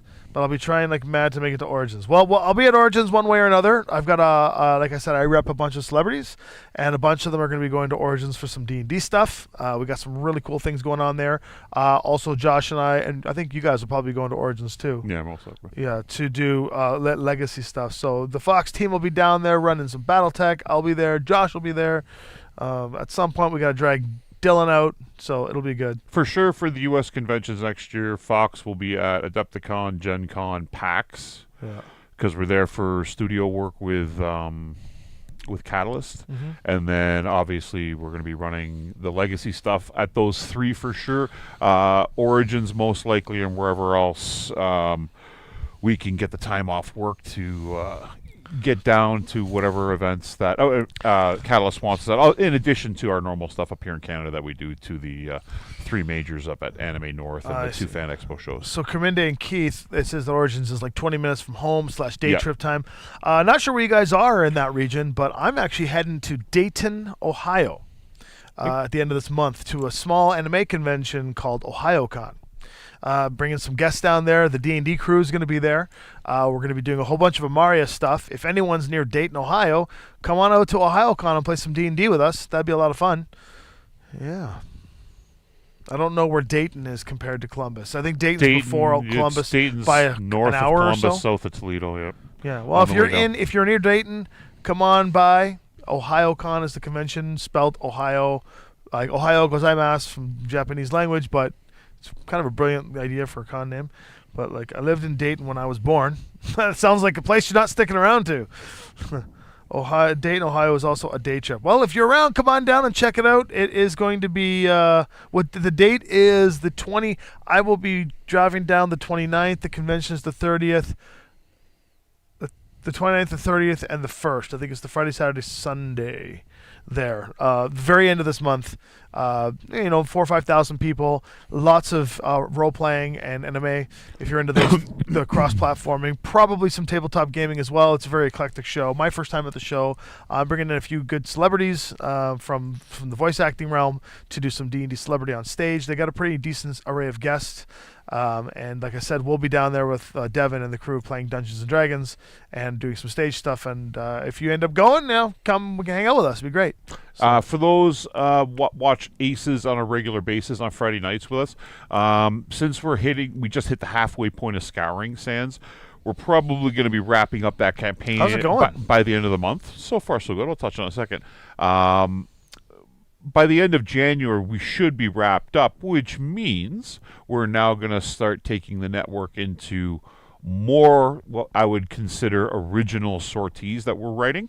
If you have any ideas of things or concepts that you would like to see incorporated, jump into the Fox Hyperpulse Discord, at Lumi Joe, at Henny. They're coming up with some new storylines for episodic for the rest of the season, because we got a year's worth of stuff to fill in before we get the next worth of box sets getting dropped when those do release later in the year. So we got, a few months of cool stuff that we can write and stuff that we can play test for the Legacy circuit. So if you got things you would like to see, concepts you'd like to see, regions that you want to see focused on that maybe you've not seen get enough attention in your opinion or whatnot, your cool characters or cool areas of influence, jump in our Discord, throw some ideas at the guys. We'll write up some cool stuff, and then of course whatever we use that you put up there, we'll give you credit for that. We'll talk it up, and you'll be part of the show, all the players that have helped select the mechs and whatnot. So we want to make it as inclusive with everybody as we can, right? So when you're done with this map, you're going to remove it, and you're going to build the season 2 map that I can film. Yes. On. Yeah. And then when the map is finished, I like to do this because I'm going to plan it because when you plan these things, you don't plan them the way I want. I want to do a monster fight. Oh, you want to do a... yeah, but you never plan it the way I want it. I just want to do it when I did it in the old days. We got a whole bunch of monsters, and I'm playing some mechs, and we're going to go at the monsters, and the monsters are going to use the Aces decks. Yeah, that's and it's fine. us versus the monsters, not me versus you versus Jesse versus 9 monsters versus like a bunch of different mechs versus tanks versus VTOLs versus infantry versus the terrain I'm bringing my versus lamb. heaven versus catalyst. I'm bringing my lamb. You can do whatever you want. I have not used my lamb since June. You can do whatever you want as long as Rosie, the giant Godzilla, smacks it out of the air. Discord link is in the up in the notes in the description. It might need a refresh. Let me check it out. I just did it again the other day. Did you? Yeah. Well, all right. Let's see here. But we want you guys to add to what we're doing as much as possible. Why? Because it's fun, right? The more everybody's involved with things, less Tommy with his bad ideas with kaiju and things like that. Look, I'm only doing it because that's what BattleTech is for me. I love that it is basically Starship Troopers. It was like humans and humans. Sorry, not Starship Troopers. I love that it is just like it's human to human sci-fi, and that it's space, and the only thing in space are humans. I like that.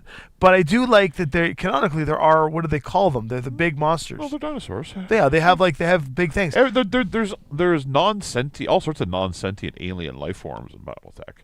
Well, I don't know any of that. Like, I don't want it to be Battlestar Galactica or Star Trek. There's like a cat folk or some crap. No. But there's dragons. They're called Branth. What? There's dragons in BattleTech. They're called Branth. Why would they allow that? They have unit rules for it. They've been around for decades. So they have models for it. Yeah, you fly around on the dragons. They're useless, but you can fly around on these these little griffins, or not griffins, like flying basilisks, basically. Really? Yeah. Okay, well they're not like, it's not like D&D dragons. No, they're not breathing fire or anything like that. No. Well, that's what I'm saying. Like, that's crazy. I didn't know that, but that's cool. There's lots of different, that we can do. If you want to do the kaiju, we can do. There's a world called Hunter's Paradise. Yes, it's a jungle world, and it's got lots of large creatures the size of mechs on it that people go there and hunt, and we can just do that. I mean, that's fun, right? Because they just go there. I don't know. I guess that for me, that's just because I'm a little too fantasy driven. I do like the politics of the world, and I like the mech on mech combat, but I just think there's always like something like Pacific Rim that's a little missing, It's like the Black Marauder, right? Yeah, I don't mind it. The Black Marauder is well received because there is so little fantastical in BattleTech. So when you do get that little bit of it, that's what I like. It's like an effective dose. It's almost like Super 8, Yeah. All right, so plug time. Replace kaiju with gothic abominations. See, that's a really good point. This is why I really liked gothic, because they were bringing in that whole kaiju thing.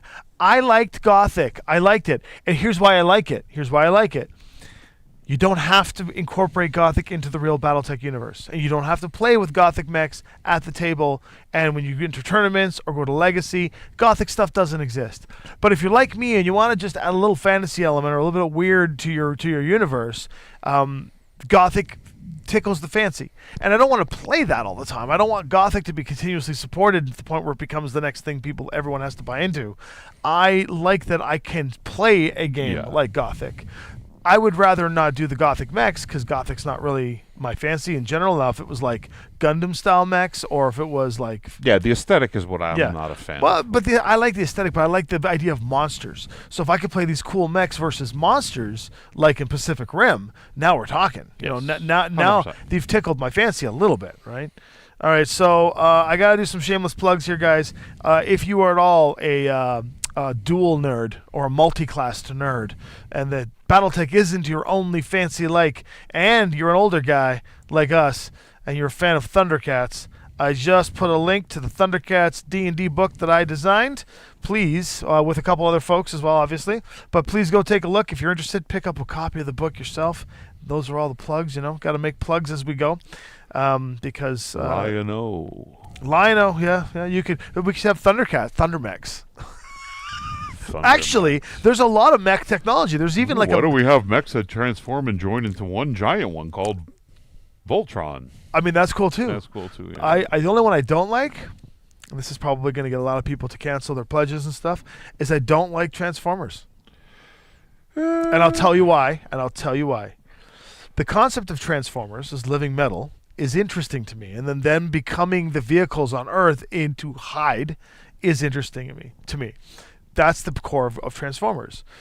I think it's the movies that really threw it off to me, because the living metal or the transformation is less mechanical and more and more like whimsical. More, how is it that they can transform into? Anyway, I'm not going to get into this line, but Transformers is not as key to me as something like BattleTech, Pacific Rim, Voltron, things like that. Transformers was fun for me when I was a kid. Am I a fan of the new movies? No. I'm a fan of the newer movies where they're more traditional, like the cartoon.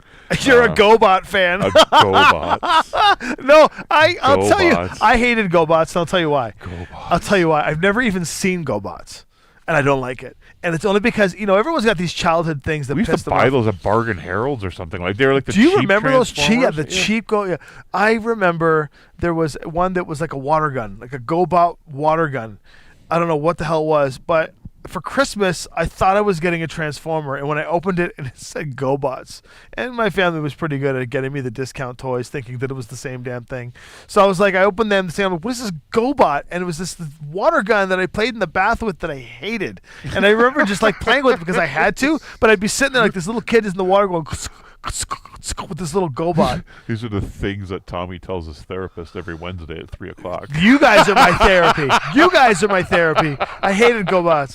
No. My childhood fancies were always like Ninja Turtles, Thundercats, Care Bears for the total, not so straight side in my life. But no, Thundercats and Robotech.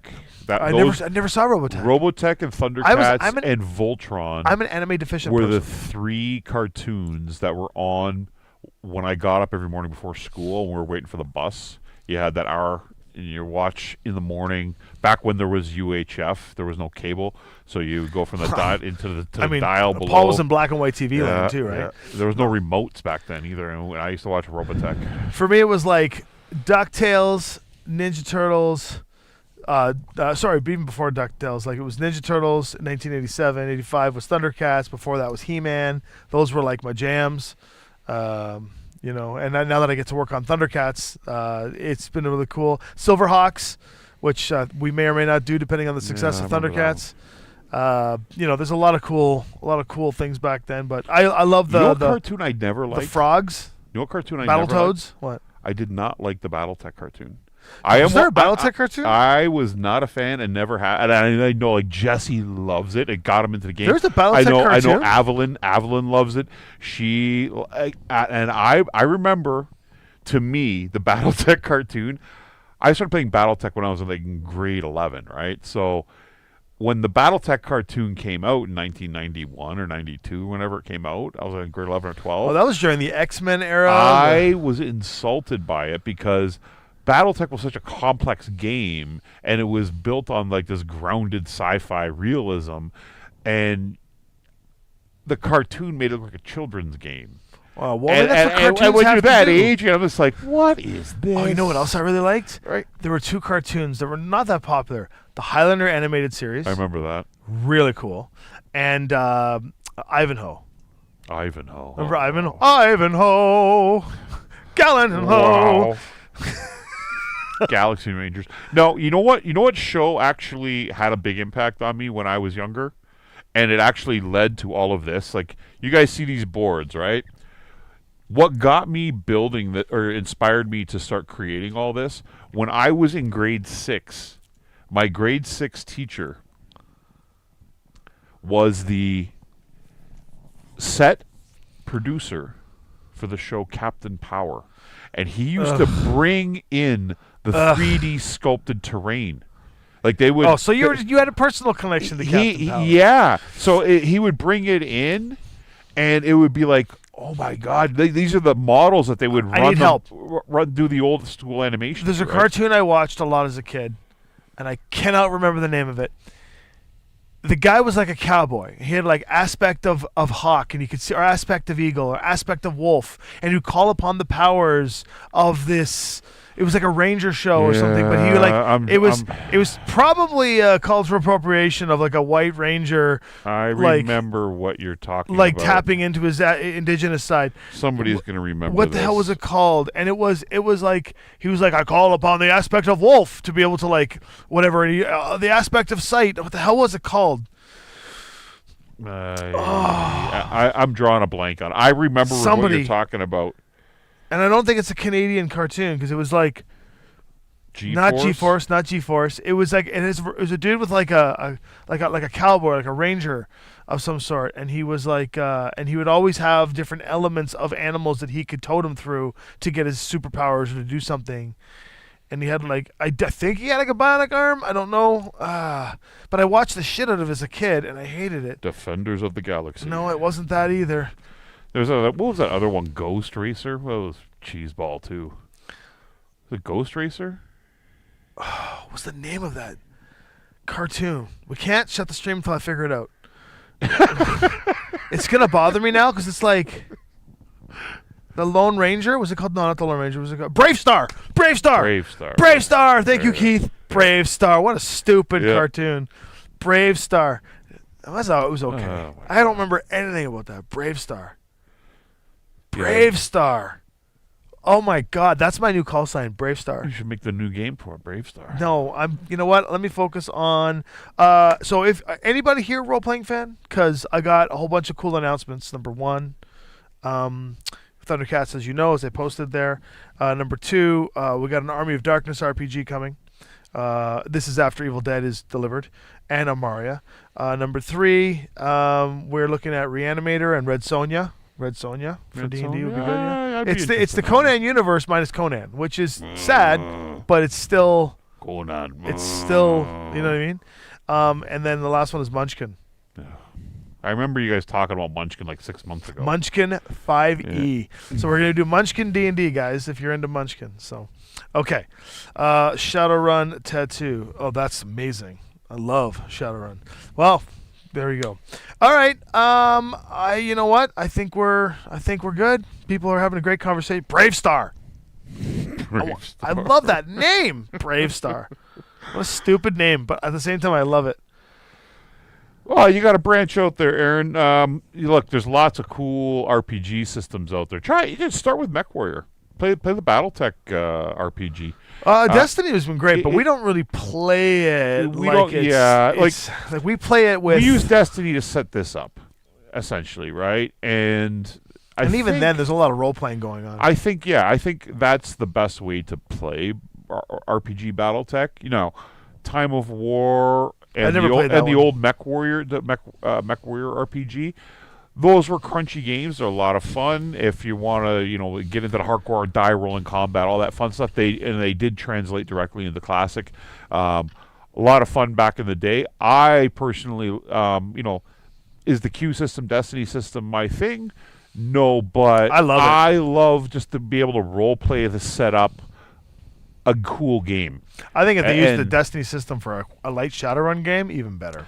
My only complaints about the Destiny system is that I would not want to put player characters in a situation where they had to have life and death combat because it's so loosey goosey. What do you mean for Destiny? Yeah, Oh. that would be the that would be the only. Let's go. My only It's very hard for a pilot to die in the cockpit in Destiny. Edge gets you out of everything. You have to roll the equivalent plot points get you out of more than Edge. No, because if you get a headshot, you basically get to pop out. It's a 1 of 6 chance you die, and you can re-roll it with Edge. Like you roll a 1 and then a 1. So, my life consists of work, women, bars, sports, and BattleTech. But so does mine. I mean, so does mine, but from completely different perspectives. That's, And I add a few to those adjectives, but you know. that's my weekend. That's my weekend. Except this weekend, I'm with Jesse this Yeah, weekend. but you like football. That's okay. We're gonna kill the Hockey. Jaguars on Sunday. Go Hockey. Bills. Go Bills. Hockey's for failed figure skaters. They use the stick for balance. I'm the only Canadian in And the world that football's- can't and stand football- hockey. Football's for failed rugby players who can't handle running for more than 5 yards at a time. No. Bills beat the Jags by 20 on Sunday. That's my your prediction? That's my prediction. 34-14. Man, Chris, you rocked it right. Married a woman who plays RPGs with me. That's the way to do it. Paul, we're going to smoke the Jaguars. Go Red Wings. Ugh, Red Wings. No! Don't worry, I'm not a Maple Leafs fan. You can't make fun of me for that. He's a Canadiens fan. That's right. Best hockey team in NHL history. Scoreboard. He's broken. 26 cups, 24 as the Canadians, 2 as the Maroons. That's right. They tried to rebrand them at one point in history. Didn't work out. 1, 2 cups and then walked away. Aaron's in Detroit, obviously. Sorry about your I Lions. do like Red Wings. Sorry though. about your Lions, buddy. I do like the Red Wings, though. I will give that. I'm a big fan of Red Wings. I'm a big fan of the Bruins. Big fan of Colorado. Not a big fan I'm a of... big fan of all things not hockey. You know why I don't like hockey? the same reason why you don't like Alpha Strike? It's the only sport I never played growing up. It's too fast for you? No, I'm not a skater. And then when I was a skater, like a skateboarder, not a. I was a skater, too, and a skater. No, not an ice skater. And then Wings when play Canadians tomorrow.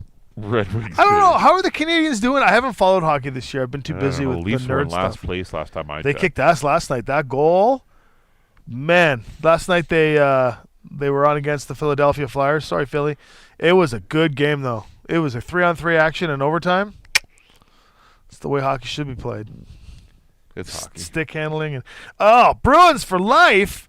You and I are obviously not going to get along because I'm a Habs fan till the end of time, and our rivalry is one of my favorite hockey rivalries in hockey.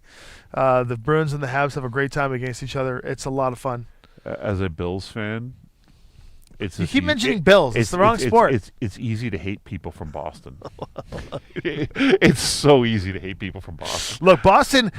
They've won so many championships. Okay, the Celtics, the Red Celtics. Sox, Celtics. the Bruins.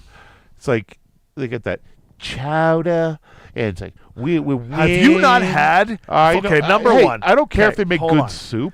Don't you start going It's after that Bostonians. smugness. It's Listen, that listen. smugness. Listen, Boston, which, by the way, I'll be in Boston. I'll be at PAX East. Boston is one of the coolest places on earth. I know. Expensive as hell. I know. I've The been there chowders multiple are some of times. the best, most Fantastic. delicious things ever. And if it weren't for the fact that the Habs have been my lifetime hockey team, Montreal and Boston as cities are very similar. Yes. The difference is that Boston doesn't have the French. Just kidding. Love you, Montreal. Yeah, no, the Boston fans are so smug because they've won so many championships. It's just like, it's like you're a Bruins fan. It's like, you like the Patriots? Get out of my house. Belfast Giants for life. We've got Ireland kicking in. Meeples over in Ireland has jumped in. Well, everything in Ireland's better. I mean, it's just last time I was in Ireland, everything was better. The food, the drinks, the women, everything was amazing over there. Okay, we are going to go now. All right, Kamindi, have a good night. Thanks, everybody. everybody. Again, thank you for tuning in. Thanks for all your support. Make sure you like and subscribe. Add comments. Jump in our Discord. Give us some ideas for what you want to see the network do. Because that intro that we do at the beginning, I will keep changing that up to match whatever we're writing. So Nice. Change the music. Yeah. No, we're not changing the music. Change the music. I have to put DMC licensing in there every time. It's accounting I have to do. We got to make Tommy work a little bit. You know what else I can do instead of put the license in there? I can clip it and silence it. So instead, I just click silence it, and they'll remove the sound, and then it'll just be dead space. So change the music, or I'm just going to start clicking dead space, and it's just going to be quiet for the first 2 minutes. No. No. All right, guys. All right. We'll see you tomorrow Statler night, and Waldorf 7:30, Sortie 13, Statler the network, and Waldorf. and Statler and Waldorf.